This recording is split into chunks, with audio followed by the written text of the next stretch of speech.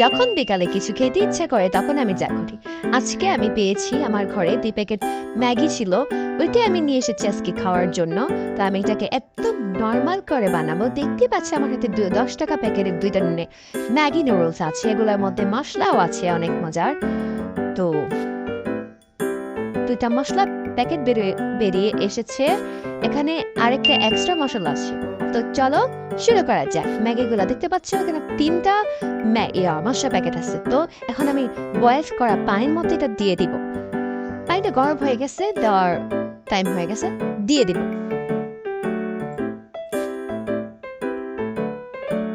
এখন একটু নেড়ে চেড়ে দিব যেন নুডলসগুলো খুলে যায়। দেখতেই পাচ্ছেন নুডলসগুলো খুলে গেছে, আর আমি এখানে পানি একেবারে কম করে দিয়েছি যেন তাড়াতাড়ি করে পানিটা শুকিয়ে যায় আর ম্যাগিটা ভালো করে হয়ে যায়। দেখতে পাচ্ছ এখানে হয়ে গেছে ম্যাগিটা, পানির যে ঝোলটা আছে ওইটা হালকা আছে। এখানে আমার ভাই আমাকে সাহায্য করছে মশলাগুলো দেওয়ার। এখানে 3টা মশলা দিয়েছি, আগে একটা এক্সট্রা ছিল তাই। তো ভালো করে নেড়েছি নিব। আমি যেহেতু কুকারে রান্না করেছি তাই এটা এমন আসছে, যদি এটা গ্যাসের চুলা রান্না করতাম তাহলে এটা অনেক মাখা মাখা আসতেন, অনেক সুন্দর আসতো।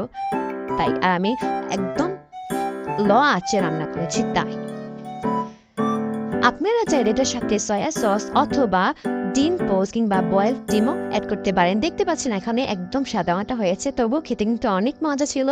এই যে ঝোলটা এটা অনেক অসাধারণ ছিল, আমি আর আমার ভাই তো মজা করে খেয়েছি অনেক।